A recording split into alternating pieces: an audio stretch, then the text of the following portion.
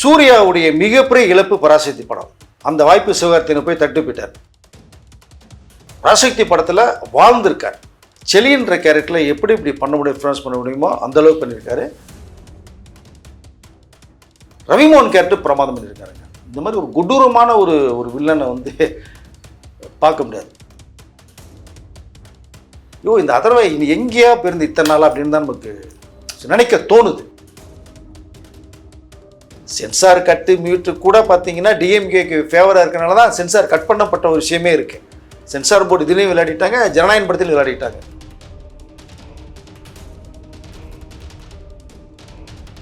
Media முகம் நேயர்களுக்கு வணக்கம். வணக்கம் சார். வணக்கம். ஸோ பராசக்தி படம் எப்படி இருந்தது? எப்படி இருந்ததுன்னு கேள்வியே இல்லைங்க. சிவகார்த்திகேயன் வாழ்ந்திருக்கார் அந்த கேரக்டரில். சுருக்கமான அப்படி தான் சொல்ல முடியும். ஏகப்பட்ட பிரச்சனை நடுவில் அவர் ரொம்ப டேமேஜான ஒரு பொசிஷனில் மன அழுத்தத்தோடு இருந்த ஒரு விஷயம் சிவகார்த்திகேயன்.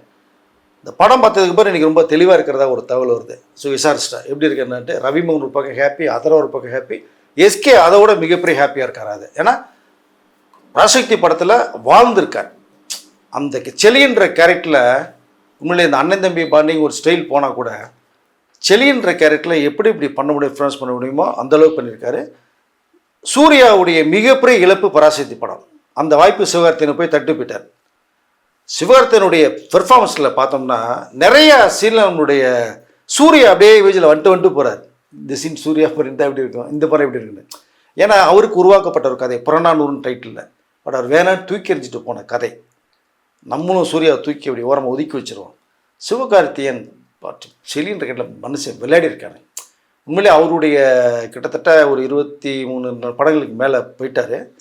இந்த படம் அவருடைய திரையுலக வாழ்க்கையில் பழமொழி சொல்லுங்கிற தங்கத்தில் ஒரு வைர கிரீடை வச்சா அப்படின்னு அந்த மாதிரி. ஸோ இந்த படத்தை நான் பார்க்குறேன். நான் படத்தில் வந்து பார்த்தீங்கன்னா அதர்வா எஸ்கே இவங்க ரெண்டு ஒரு கெமிஸ்ட்ரி எப்படி சார் இருந்தது? பிரமாதமாக இருக்குங்க. சேம் ஏஜ் மாதிரி இருக்குது. ஸோ அண்ணன் தம்பி இது ஒருத்தரை விட்டு கொடுக்காத ஒரு கேரக்டரு. சிவகார்த்திகேயனை கட்டி பிடிச்சிட்டு போகும்போது வந்து அதோட ரியாக்ஷன் வந்து என் அண்ணன் கட்டி பிடிச்சிட்டாரு, அவருக்காக பண்ணணும் அப்படிங்கிற அந்த ஒரு சென்டிமெண்ட்ஸ். அப்போது கஷ்டப்பட்டு தம்பியை படிக்க வைக்கிற ஒரு கேரக்டர். அவன் இந்தி மொழிக்கு எதிர்ப்பு இல்லை, கற்றுக்கணும்னு ஆசைப்படுகிற ஒரு கேரக்டர் சிவகார்த்திகேயன். பட் அதுக்கு முன்னாடி ஒரு சீன் வச்சுருக்காங்க, திணிக்கிற மாதிரி சீன். படம் பார்த்து தெரிஞ்சுக்கிட்டதை இவன் இந்தியை திணிக்கக்கூடாதுன்னு கல்லூரி மாணவனாக ஒரு மிகப்பெரிய போராட்ட காலத்தில் பண்ணுற ஒரு கேரக்டர். அண்ணன் தம்பி பாண்டிக்குள்ளேயே டிஸ்டர்ப் ஆகிட்டு இருக்கும். படிக்க அனுப்பிச்சா நீ என்னடா போராட்ட தீ விற்கிற அது விற்கிற போராட்டம்னு சொல்லி அண்ணன் கண்டிக்கிற ஒரு அண்ணன் ஒரு கட்டத்தில் அப்படியே டோட்டல் ட்விஸ்டாகி மாறுறாரு. எதுக்கு மாறார், ஏன் மாறார் அப்படிங்கிற ஒரு ட்விஸ்ட்டை ஒன்று வச்சுருக்காங்க. அந்த சீன் அருமையான ஒரு சீன். ரயில்வே ஸ்டேஷனில் ஒரு சீன் இருக்குது. ஸோ படம் பார்க்குறவங்க தெரிஞ்சுக்கணும். அந்த சீன் பார்த்ததுக்கு பிறகு தான் சிவகார்த்திகேயன் டோட்டலாக மாறுறார். அந்த எமோஷனலாக இப்போ அறிஞர் அண்ணா கொடுத்த பேனாவை பார்த்துட்டு பாய்க்கில் வச்சு அந்த கத்தி கதற ஒரு சீன் வந்து பிரமாதமாக இருக்குங்க. அது இன்ட்ரோல் பிளாக்லாம் உள்ளுக்குள்ள மனுஷன் வந்துட்டுன்னு செல்லோட்டில் காமிக்கிற சீன்லாம் தெறிக்க விட்ருக்கார். பார்ட்டி கிளாப்ஸ் விசில்லாம் பறக்குது. அங்கேருந்து ஸ்டார்ட் ஆகிறதா படம் உங்களுக்கு. அப்படி இன்ட்ரோல் பிளாக். ஏன் நல்ல சீனை காமிச்சிட்டு இன்ட்ரோல் பிளாக் விட்றீங்க நீங்கள் அப்படிங்கிறது தோணுது. வெளியில் போய்ட்டு வர்றதுக்குள்ளாட்டியும் செகண்ட் ஹாஃபில் சாங் ஓப்பன் பண்ணிடுறாங்க. பட் அந்த சாங் என்ன பொறுத்த மட்டும் தேவையில்லை. அதனால் அது ஒரு எமர்ஜென்சியில் கொண்டு போகிறாங்க. சின்ன கமர்ஷியலுக்கு இந்த ஊறுகாய் ஒரு நல்ல சாப்பாடு ஒரு ஊறுகாய் வேணும்னு சொல்லுவாங்க. ஊறுகாய் மாதிரி 2-3 சாங்கை வச்சுட்டாங்க. பட் அதுக்கப்புறம் கதை போகிறது எண்டு வரைக்குமே பிரமாதமான ஒரு ஸ்க்ரீன் பிளே ட்ரீட்மெண்ட்டு சுதாகர் பண்ணியிருக்காங்க. ஜெயம் ரவி அவர்கள் ஃபர்ஸ்ட் டைம் வில்லனா பண்ணியிருக்காரு. அவர் எப்படி பண்ணியிருக்காரு? இதுக்கு முன்னாடி ஒரு 2 படம் வில்லனா பண்ணியிருக்காருன்னு நினைக்கிறேன். இந்த டபுள் ஆக்ஷனில் ஆதி பகவான் நினைக்கிறேன், அதில் பண்ணியிருப்பார். பட் இது தெறிக்க விட்டாங்க மனுஷன். என்னங்க அஜோ அந்த கேரக்டர் அப்படியே கண்ணு முன்னாடி நிற்கிறாருங்க வந்து. அதாவது சில கேரக்டர் படம் பார்த்ததுக்கு பிறகு அவரும் அதுக்கு முன்னாடி சொல்லுவோம், அப்பா இவர் நடித்தா சூப்பராக இருக்கும், அவர் நடித்தா சூப்பராக இருக்குன்ட்டு. படம் பார்த்ததுக்கப்புறம் தான் தெரியும் எந்த ஆர்டிஸ்ட் நடித்தா நல்லா இருக்கும்னு. எஸ்கே எப்படி ரிஜிஸ்டர் பண்ணி வாழ்ந்திருக்காரு செலின் கேரக்டரில். ரவிமோகன் கேரக்டர் பிரமாதம் பண்ணியிருக்காருங்க. இந்த மாதிரி ஒரு கொடூரமான ஒரு வில்லனை வந்து பார்க்க முடியாது. கண்ணில் படுற எல்லாத்தையும் மக்களை பூரா சுட்டு கொள்றான்னு சொல்லி அடித்து எல்லாத்தையும் சாவடிச்சு மக்கள் இந்தியை எதிர்க்கிற எவனாதான் போட்டு தள்ளுங்கிறது மாதிரி ஒரு கேரக்டர் பண்ணியிருக்காரு. அதுக்கு உண்மையில் இந்த கேரக்டர் வந்து தில்லு வேணுங்க ஒரு நடிகருக்கு. தமிழ்நாட்டில் தமிழ் மொழியில் இருந்து தமிழ் வளர்த்தது, இன்றைக்கி பெரிய அளவில் இருக்குதே தமிழ்நாட்டு மக்கள் கொடுத்தது ரசிகர்கள். அதற்கு வந்து எதிர்ப்பு தெரிவித்து வில்லனா பண்ணுறது வந்து பெரிய விஷயம். அது இவர் இந்த பிஎன்சி தியேட்டருக்குலாம் தயவுசெய்து படமாக போயிடுது. ரவிமோகனை போனால் இப்போ மனுஷனை கட்டி தூக்கிட்டு போயிடுவாங்க ரவிமோகனை. அதனால் இப்போ அவ்வளோ அருமையாக பண்ணியிருக்கார். உண்மையிலேயே சூப்பர் பிரமாதம் ரவிமோகன் பண்ணியிருக்காரு. அதர்வா குறிப்பிட்டே சொல்லணும். எஸ்கோவுடைய தம்பி கேரக்டரில் பண்ணியிருக்கார். ராஜேந்திரன் கேரக்டர் நிஜமாக வாழ்ந்த ஒரு ஸ்டூடெண்ட், இன்ஜினியர் படிக்கிற ஒரு ஸ்டூடெண்ட் கேரக்டர் அண்ணாமலை யூனிவர்சிட்டியில் அவருடைய கேரக்டர் எடுத்து பண்ணியிருக்காரு. தமிழ் மொழிக்காக அந்த உணர்வு இல்லை, அந்த உயிரை கொடுங்கிறதுக்காக அவருடைய அந்த எக்ஸ்பிரஷன், ஃபேஸ் ரியாக்ஷன், டைலாக் டெலிவரிலாம் அப்படியே கண்ணுமடி நிற்கிறாருங்க. ஐயோ இந்த அதர்வை இனி எங்கேயா பிறந்து இத்தனை நாள் அப்படின்னு தான் நமக்கு நினைக்க தோணுது.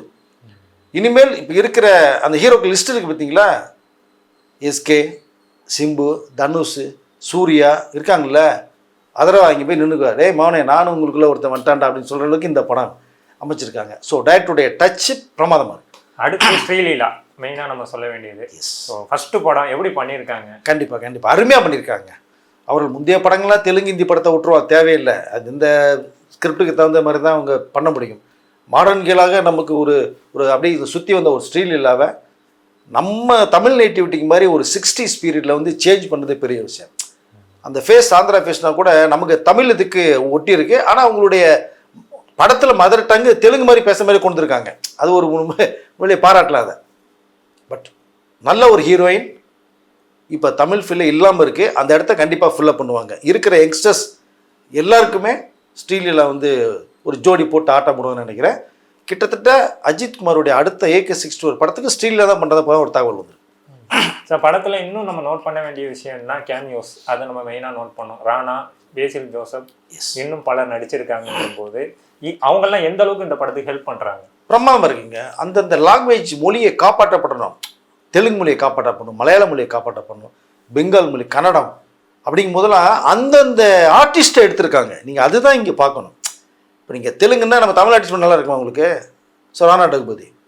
கேரளா மொழி, அங்கே பேசில் ஜோசப் மிகப்பெரிய ஒரு ஹீரோ டைரக்டர். அவர் தியேட்டர் வரும்போதே தெரிக்குது தியேட்டர். அப்புறம் கன்னடம், அப்புறம் பெங்கால்லேருந்து ஒரு ஆர்டிஸ்ட். ஸோ அந்தந்த லாங்குவேஜை காப்பாற்றப்படுறதுக்கு அந்த மொழி நடிகர்களை போட்டது தான் இங்கே ரொம்ப ஹைலைட்டாக பார்க்குறேன். எல்லாமே 2-3 சீன் தான் வர்றாங்க.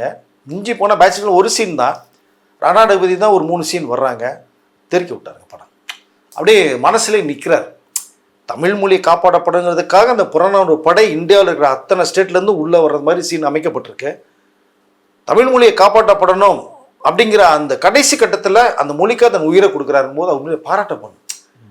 ஒரு தெலுங்கு மொழி காப்பாற்றப்படுறதுக்கு ஒருத்தன் உயிரை கொடுக்கலாம். அது பட் ஆந்திராக்காரங்க வந்து தமிழ்நாட்டில் கோயம்புத்தூரில் சார்ந்த மாதிரி சீனை மாற்றி பண்ணும்போது இந்த கேரக்டர் உணர்ந்து பிரமாதமாக பிடிச்சார். அந்த பார்வையே நீங்கள் வேட்டையனோட ரஜினி சார் சொல்லியிருப்பார், ஐயோ உன்னோட பார்வையே தெரியுது, பயமாக இருக்குன்னு ரஜினி சார் சொன்னார். வேட்டையன் படத்தை இல்லைன்னா பண்ணியிருப்பார். அது மாதிரி இவருடைய பார்வையே உங்களுக்கு வந்து அப்படி பார்க்கும்போதே வயலண்டான ஒரு பார்வை அருமையாக பண்ணியிருக்காரு. எல்லா ஆர்டிஸ்ட்டுமே செலக்டிவாக பண்ணியிருக்காங்க, அருமையாக பண்ணியிருக்காங்க. இந்த படம் ஜென்சி கிட்ஸுக்கு கனெக்ட் ஆகுமா சார்? கண்டிப்பாக ஆகணும். ஆகணுமான்னு இல்லை, ஆகணும்னு சொல்ல வரேன் நான். ஏன்னா அவர்களுக்கு தெரியாது இது 60s நடந்தது. இப்போ எல்லாமே வந்து இங்கிலீஷ் ஸ்டைலில் பின்னாயிட்டாங்க. ஃபாரின்ஸ் நுனிநாக்கு இங்கிலீஷ் பேசிகிட்டு இருக்காங்க. 2K கிட்ஸும் ஜென்சி கிட்டும் தமிழ் தான் பேசுகிறாங்களே தவிர தமிழ் இப்போ இருக்கிறவங்களுக்கு மேக்ஸிமம் படிக்க தெரியாது. தமிழ் மொழியை படிக்க தெரிஞ்சுக்கணும்னு இப்போ ஆசைப்படுவாங்க. அவங்க பேரண்ட்ஸை திட்டுவாங்க, தமிழை மட்டும் பேச சொல்லி கொடுத்துட்டேம்மா, தமிழ் மொழியை நீ விட்டுட்டேன்னு கூட கேட்கறதுக்கான வாய்ப்புகள் நிறையா இருக்கும். உங்களுக்கு தமிழ் மேலே ஒரு பற்று உருவாகும். இந்த படம் பார்த்ததுக்கு பிறகு கண்டிப்பாக போய் பார்ப்பான்னு எதிர்பார்க்குறேன். பார்க்கலன்னா தயவுசு உங்கள் பேரண்ட்ஸை கூட்டி போய் படத்தை காமிங்க.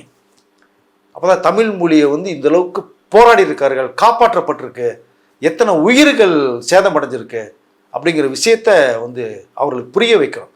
கண்டிப்பாக நீங்கள் சொன்னது மாதிரி 2K கிட் ஜென்சி கிட்டும் கண்டிப்பாக கொண்டாடுவார்கள். தமிழ் மொழி மேலே ஒரு பற்று வரும். இனிமேல் வரக்கூடியவர்கள் வந்து நீங்கள் இங்கிலீஷு ஃப்ரெஞ்செல்லாம் கற்றுக்கிறது வேறு விஷயம். பேசிக்காக இப்போ இங்கிலீஷ் மீடியம் தான். இப்போ தமிழ் மொழி செகண்ட் லாங்குவேஜாக போயிடுச்சு உங்களுக்கு.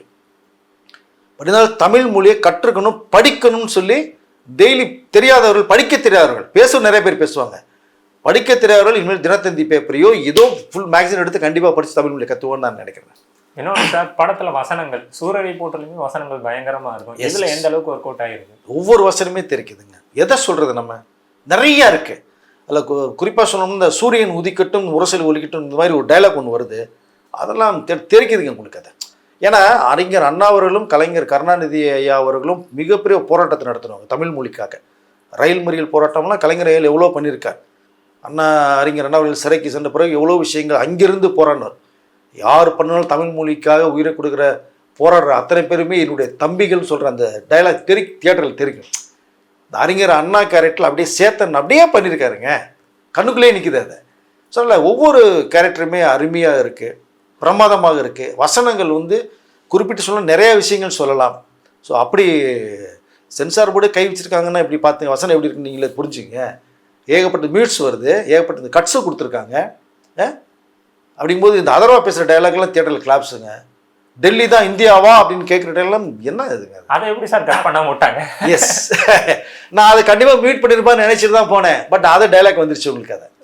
ஸோ அதெல்லாம் உங்களுக்கு இங்கே சுதாவுடைய மிகப்பெரிய டேலண்ட்டை நான் பார்க்குறேன். ஆனால் மற்ற தெலுங்கு மொழியிலேருந்து இங்கே வந்து தமிழ் மொழிக்காக பண்ணியிருக்காங்க போது உள்ளே ஹேட்ஸ் அப் அவங்களுக்கு.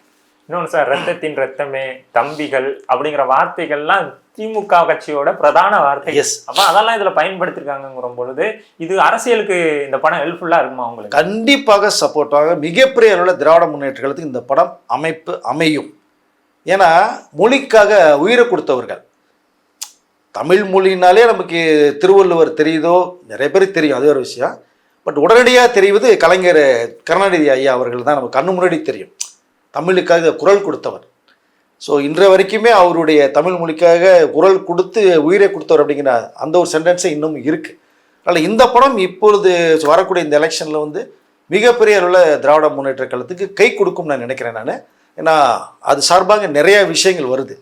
சென்சார் கட்டு மியூட்டு கூட பார்த்தீங்கன்னா டிஎம்கேக்கு ஃபேவராக இருக்கிறனால தான் சென்சார் கட் பண்ணப்பட்ட ஒரு விஷயமே இருக்குது. சென்சார் போர்டு இதுலேயும் விளையாடிட்டாங்க, ஜனநாயக படத்திலையும் விளையாடிட்டாங்க. ஒன்றுமே பண்ண முடியாது.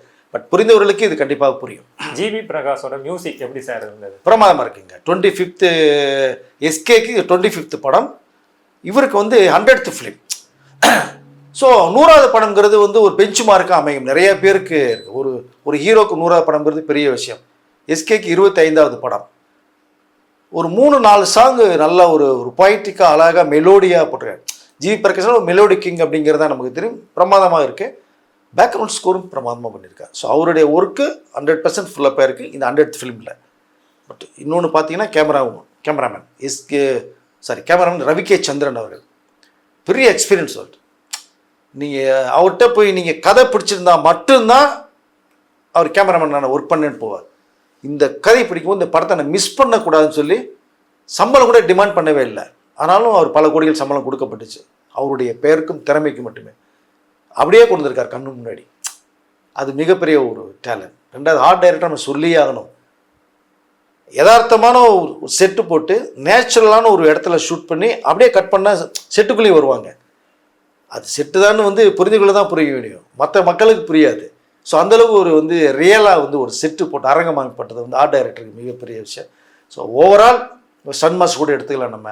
அப்புறம் இந்த கோரியோகிராஃபர் கூட அந்த ஒரு பேட்டர்னில் தான் பண்ணி 60s எப்படி ஒரு மூமெண்ட் வைக்கப்பட்டதோ சிவாஜி, ஜரதேவி, எம்ஜிஆர் சகோதரி, பத்மினி, அந்த மூமெண்ட்டை தான் இதுலேயும் வைக்கப்பட்டிருக்கதா பார்க்குறேன்.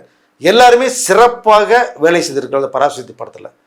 ஸோ எவர்கிரீன் படமாக இது அமையும். சிவகார்த்திகனுக்கு மிகப்பெரிய பெஞ்ச் மார்க்காக அமையும் அப்படிங்கிறத நான் சொல்லிக்கொள்ள விரும்புகிறேன். ஓகே சார், பராசக்தி படம் இந்த ஒரு விஷயத்துக்காண்டி பார்க்கணும் அப்படின்னு நீங்கள் சொல்கிற விஷயம் இது சார். தமிழ் மொழி காப்பாற்றப்பட்டது, தமிழ் மொழிக்காக எத்தனை உயிர்கள் பலிகடாக்கப்பட்டது, தமிழ் மொழிக்காக இன்னும் பேசப்பட்டு கொண்டிருப்பவர்களுக்காக இந்த படத்தை நம்ம தமிழ் மக்கள், தமிழை நேசிப்பவர்கள், நேசிக்காதவர்கள் கூட கண்டிப்பாக இந்த படத்தை ஒரு முறையாவது போய் பார்க்கணும்னு சொல்லி விரும்புகிறேன். பார்க்க வேண்டிய ஒரு படமாக இது உருவாகிருக்கு பராசக்தி. ஓகே சார், கருத்துக்களை பயந்துருக்கு. நன்றி.